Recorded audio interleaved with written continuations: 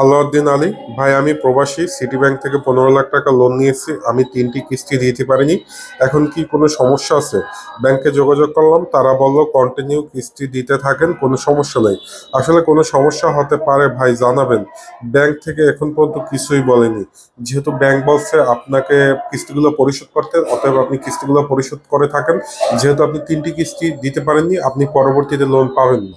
এখানে আপনার CIB report already খারাপ হয়ে গেছে, অর্থাৎ আপনি ব্যাংকের ব্ল্যাক লিস্টে পড়ে গেছেন। ব্যাংক কর্মকর্তারা আপনাকে কিছু বলবে না, 5টা 10টা কিস্তি দেওয়া, মানে 4 5টা বা 6টা কিস্তি দেওয়ার পর্যন্ত আপনাকে কিচ্ছু বলবে না, কিন্তু অটোমেটিকলি আপনি চিরতরে ব্যাংক থেকে লোন নেওয়ার যোগ্যতা হারালেন।